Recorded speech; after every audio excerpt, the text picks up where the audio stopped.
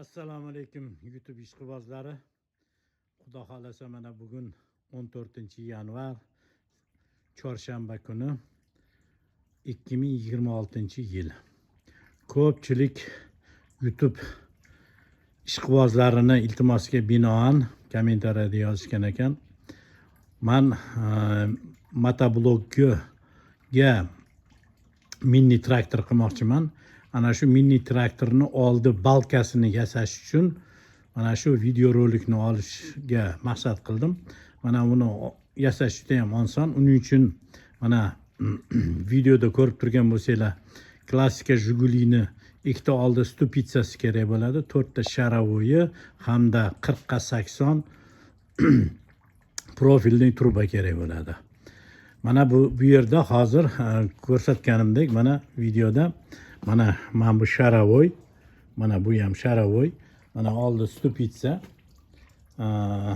Mana buni mendaq uskunaga tiskaga joylab, ugolnikka joylab ikkitasini qotirdim. Mana bu yerdan mana shu plastinkadan to mana shu plastinkaga davr men 70 cm joylab buni qotirdim. Da stupitsani mana bunga qotirdim. Bular hammasi Jigulini oldi stupitsasida komplekt bo'ladi. 4 ta sharovoy oldim. Mana 2 ta sharovoy turibdi. Mana shular bilan hozir men balka yasamoqchiman. Uning uchun mana 80 ga 43 mmlik profil truba oldim. Uni 51,05 cm da o'lchab oldim. Mana shu yerdan hozir 40 tashiyman.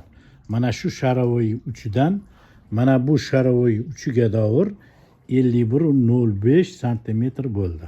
Hozir buni qirqib mana bu yerga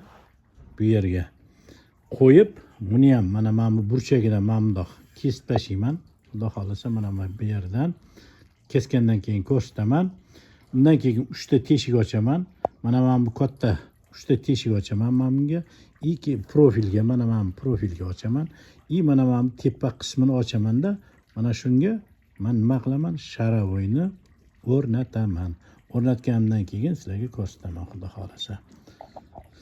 E'tiboringiz uchun rahmat. Hozirgi videomiz birinchi qismi mana shundan iborat. Demak, o'sha motoblogimizni oldiga mini traktor qilish uchun oldi balkasini yasash jarayoni. Mana shu birinchi qism hisoblanadi. Rahmat, salomat bo'linglar.